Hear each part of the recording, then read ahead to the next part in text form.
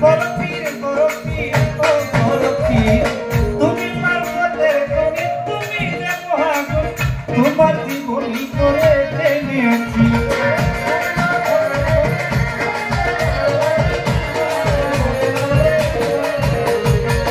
তুমি মারফতের কবি তুমি যে মহাগুণ তোমার জীবনী করে জেনেছি উৎসব মারফত ওরা দেখিয়া উৎসব মারফত ওরা দেখিয়া শুনিয়া কি মারফত এনেছি বড় পীর আমি তোমার সাথী দরবারে হাজির হয়েছি বড় পীর আমি তোমার সাথী দরবারে হাজির হয়েছি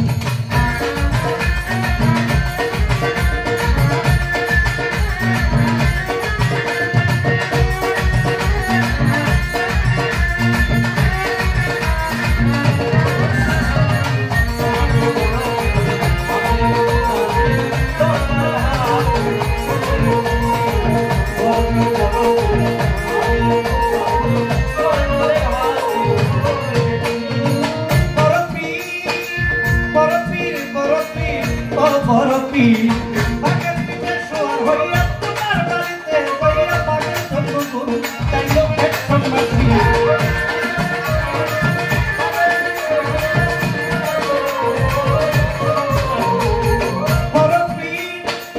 বড় পীর ও বড় পীর বাগের পিঠে সোয়ার হইয়া তোমার বাড়িতে হইয়া বাগের জন্মগুরু চাইল এক সন্ন্যাসী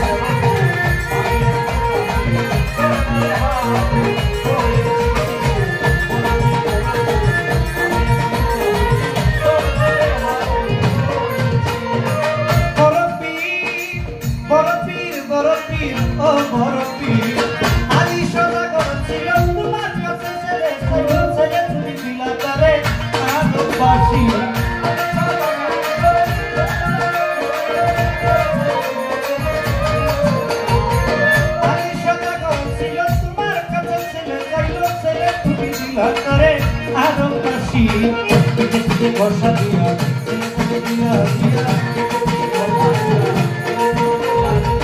পিঠে পিঠে ঘষা দিয়া ছেলে কারে দিয়া ছেলে পাইয়া আমি মহান খুশি বড় পীর আমি একজন সাথী দরবারে হাজির হয়েছি বড় পীর আমি একজন সাথী দরবারে হাজির হয়েছি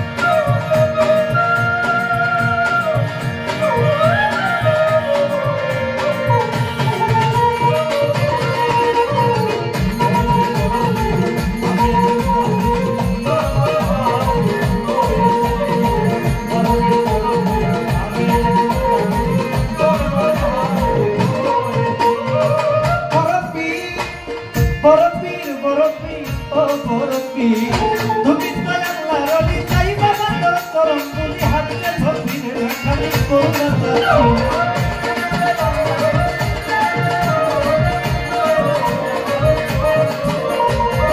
তুমি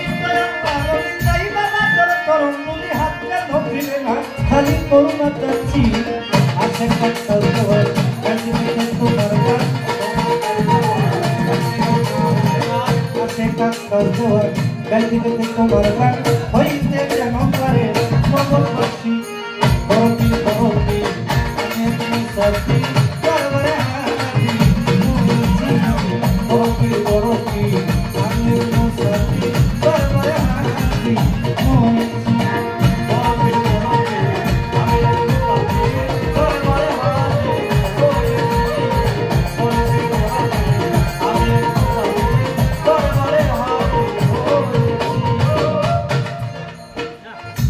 ধরে নীরব থাকেন আবারও পায়ে ধরে জানাই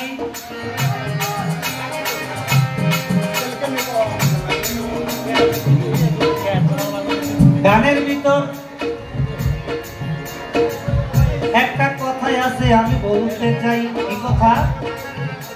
আলী সদাগর ছিল একজন ব্যক্তি, বড় পীরের ভক্ত। আমি বলতে চাই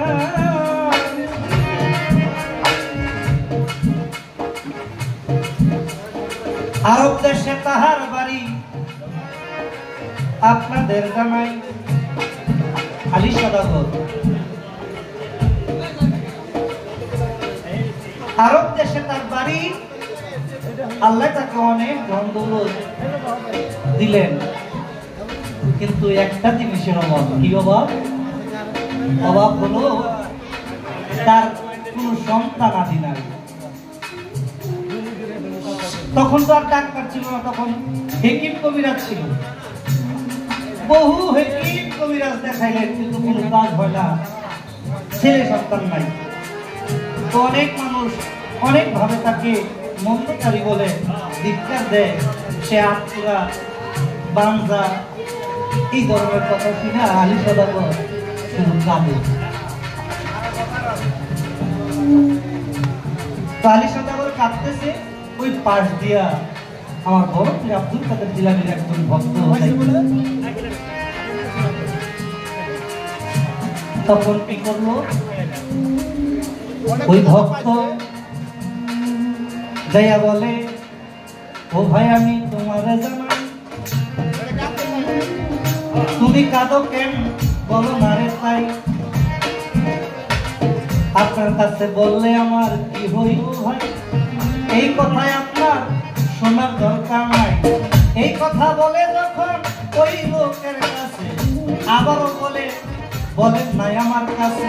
এই কথা বলে যখন অনুষ্ঠান করেছিল, কাঁদতে কাঁদতে তখন আলী সদাগর বলেছিল, দেখেন আমাকে আল্লাহ পাক অনেক বংশ দিলেন, কিন্তু আমার একটা জিনিস নাই। কি?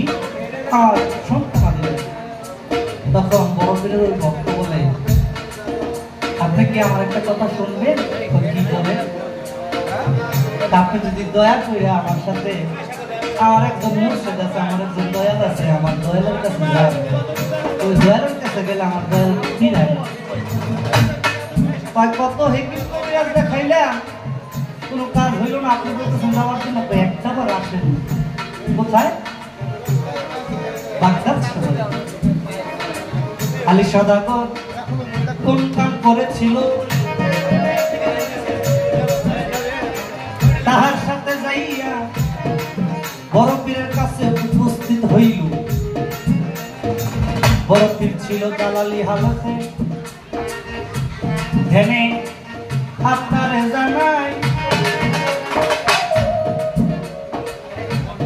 যাইয়া বলে ওই ভক্ত, বোধহয় আমি আপনারে জানাই। কি? আপনি তো সবই জানেন, তারপরে ও বাবা তখন বলে, বাবা এই ব্যক্তিটা এই আরব দেশ থেকে আসলো আপনার কাছে, আমি তাকে বলছি যে আপনি খালি হাতে ফিরাবেন। কি বলে আসছো? তার সব আছে কিন্তু সন্তানাদি নাই। কিন্তু বড় পীর ধ্যান করে দেখে আসলে তার পুরুষে কোনো সন্তানাদি নাই। তখন বড় পীর বলে, আলী সদাগরকে তোমার জামাটা খুলো। তখন জামাটা খুললেন। আমার বড় পীর আব্দুল কাদের জিলানী ওনার জামাটা খুললেন। খোলার পরে বললে, তুমি আমার পিছনে আসো। আসলো, আশা করে এই পিঠে পিঠে একটা ঘষা দিয়া একটা সন্তান বড় ছেলের কাছ থেকে যাও, তোমার একটা ছেলে সন্তান হবে, আর ওই ছেলে সন্তানের নাম রাখবা, আমার এক নাম মহিউদ্দিন, ওই ছেলে সন্তানের নামটা রাখবো মহিউদ্দিন। তখন ওই যে তার কতটা বিশ্বাস নাই, বললো কিন্তু খাইলা কোনো কাজ হয়েছে না, সে পিঠে পিঠে ঘষা দিয়া তখন বড় পীর আব্দুল কাদের জিলানী একটু রাগান্বিত ভাবে বললেন, শোনো, আমার জীবনে কোনোদিন মিথ্যা কথা বলি না, আমার মা বাবার শিক্ষা দেয় নাই। আমি ধ্যান করে দেখলাম তোমার পুরুষে কোনো সন্তান আদি নাই, আমার পুরুষ থেকে তোমাকে একটা সন্তান দান করবে। সুবহানাল্লাহ বলবেন না? একটা সন্তান তোমাকে দান করলাম, আমার এক নাম মহিউদ্দিন, তার নাম রাখবো মহিউদ্দিন। যাও, আমি জীবনে কোনোদিন মিথ্যা কথা বলি না। চলে গেলেন, যাইয়া তো ঠিক ওই যে দয়ালের কৃপায় ওই আলী সদাগর তার কাছে আমার বয়স হলো এবং অনেক টাকা বিশ্বাস হলো যে বড় পীর আব্দুল কাদের জিলানী খালি হাতে খালি হাতে ফিরায় না, কিন্তু আপনার আমার কর্ম অনুসারে তাদেরকে আমরা পাই না, কোনো কিছু করতে পারি না। এই মানব জনক ছোট, এই মানব জনক ওই যে একটা গান আছে না, বারে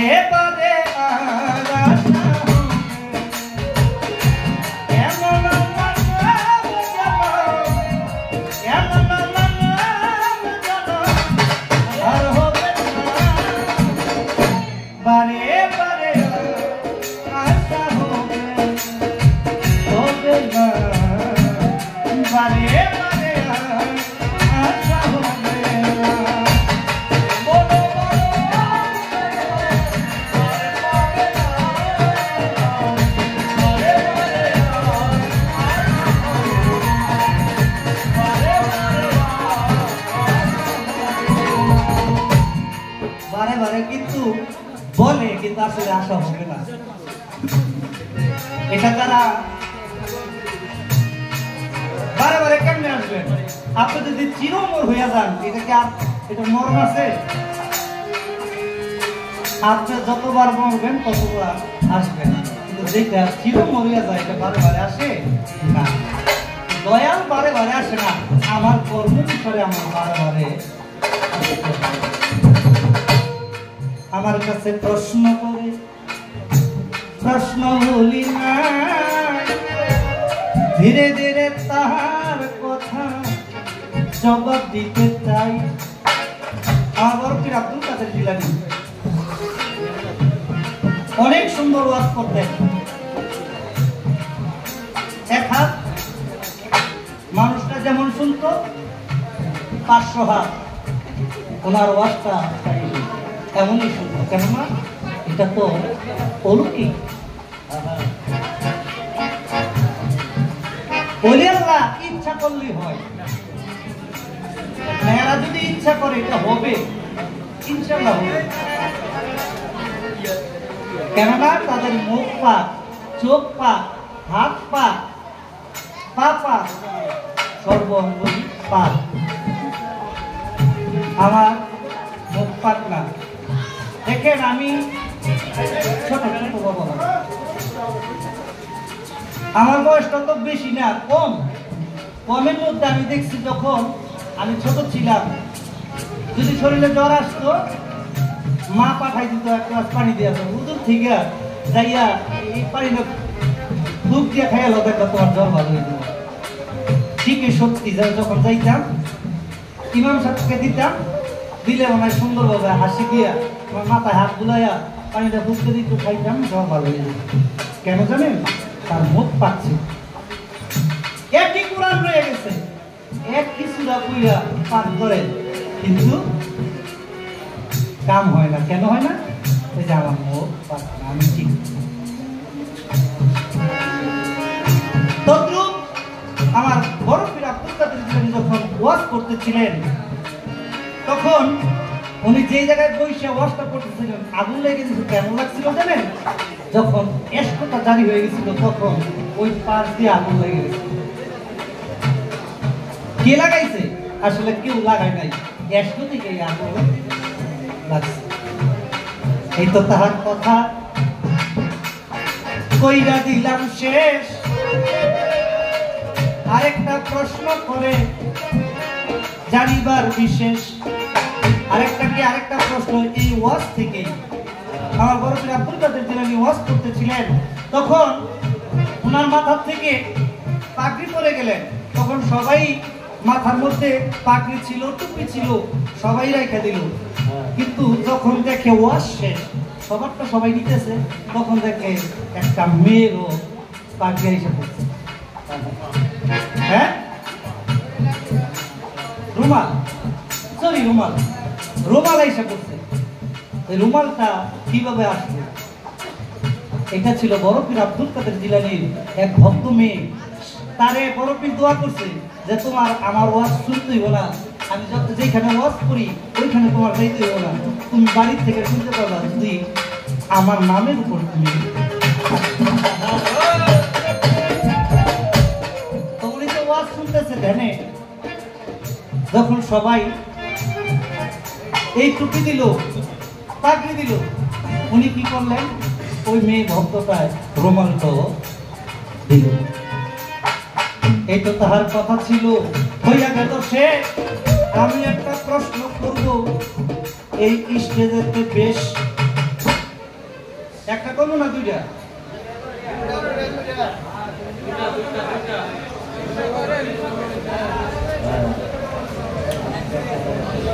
আচ্ছা, একটা প্রশ্ন করি। প্রথম আমরা শুনলাম, দেখেন ওলি আল্লাহর সাথে যে যুদ্ধ করে, মানে তার সাথে যে যুদ্ধ করে, আমার আল্লাহ বলছে যে আমি নিজে তার সাথে যুদ্ধ করি। তো পিতিরাজ কিন্তু আমার খাজা বাবার সাথে যুদ্ধ করছে। একদিন পিতিরাজ 7 বার অন্ধ হয়েছে, আবার 7 বার ভালো হয়েছে। কি কারণে 7 বার অন্ধ হয়েছে? কি কারণে 7 বার ভালো হয়েছে? হ্যাঁ, একবার হইতে পারতো, 2 বার হইতে পারবো, 7 বার হয়েছে কেন? 7 বার আবার চক্ষু ভালো হইল কেন? এই একটা প্রশ্ন। আরেকটা প্রশ্ন হলো, আমার খাজা বাবা একজন ভক্ত কোমল হয়ে গেছে। আমার খাজা বাবা তারে বলছে তুমি চিরমর। চিরমর কিন্তু সবাই দিতে পারে না। কর্ম যদি ভালো হয়, আপনি যদি দয়াল, যদি আপনাকে দয়া করে, তখন আপনি চিরমর হইতে পারেন।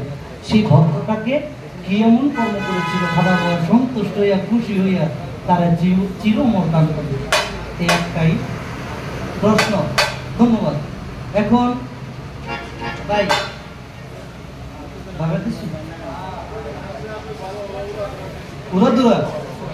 হ্যাঁ কয় আমার কয় ভাই আপনি 3টা গাইতেছেন, হ্যাঁ যে এক গানই 10টার মতো করে আপনি। এমন এক গান লইছে আমি নিজে অসুস্থ হয়ে গেছি। ভাবুক গান ঠিক আছে, কিন্তু আমি দেখি টাইমটা দেখি এমন হয়েছে না।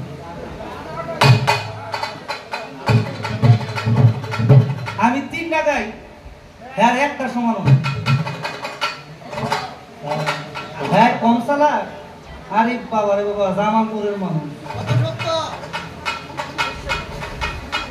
হ্যাঁ সিস্টেম করছে কি জানেননি, যে সুমন ভাই 3টা গায়, টাইম পাস করে হ্যাঁ 3টা গাইয়া, আর আমি 2টা গাই আসছে বেশি নেই, সব মানুষ বিরক্ত করে না।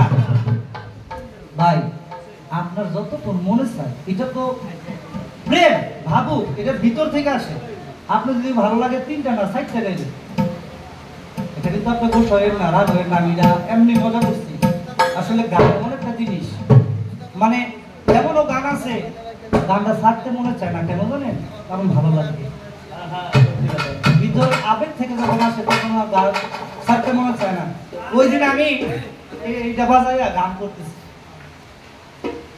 মানে ঘরের ভিতরে একা একা বসে গান করতেছে। তা আমার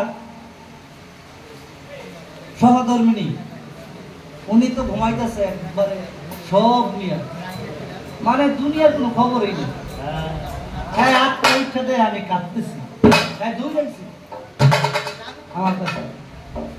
আরে আপনার কি হয়েছে, আপনার কি হয়েছে? আসলে সে কি আর বুঝে? গান এমন একটা জিনিস, দেখবেন এটা তো হৃদয়ের কথা বলে, মনের কথা বলে, আত্মার কথা বলে। তো সে আসলে বুঝতে পারে না দেখে দৌড়ে চলে আসছে আমার কাছে। আপনি কাঁদতেছেন কেন, কেন কাঁদতেছেন? তা আমি সেই ভাব থেকে আমার মন থেকে আমার আপনাদের মনে হয়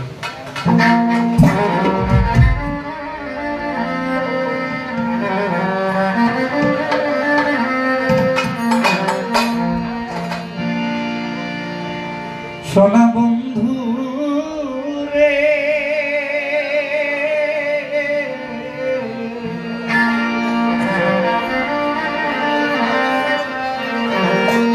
আমায় ভুলে গেছো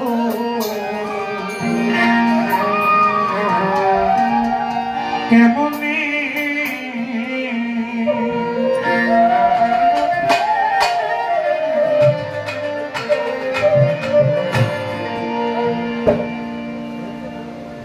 এই গানটা আমি চেষ্টা করছি লেখার জন্য। আসলে গান সবাই লিখতে পারে না, এটা এমন একটা জিনিস আপনি পয়সা হয়েছেন ভিতর থেকে কি জন্য বলে।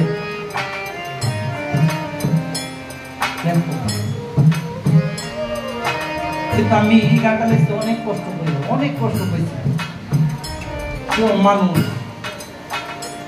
মানুষের মানুষকে এত কষ্ট দিতে পারে না। আমি তবু ভুলে গেছো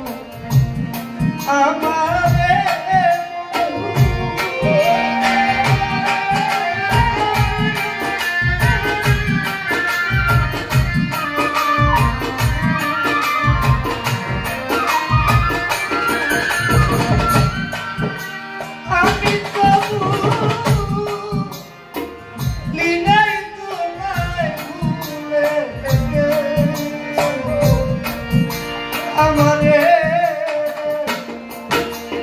আমায় ভুলে গেছো কেমনে? সোনা বন্ধু রে, আরে ও ত্রিপুষা আমায় ভুলে গেছো কেমনে?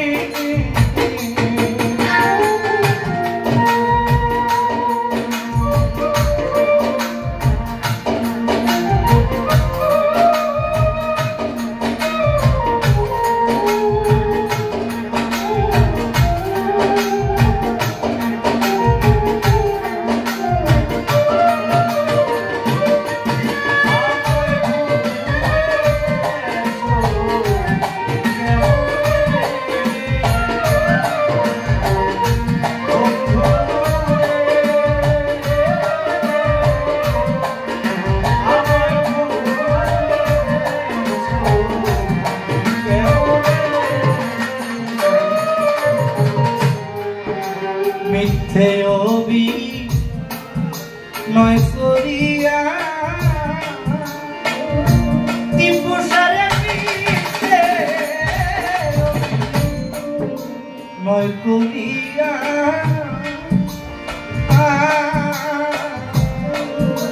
ছলে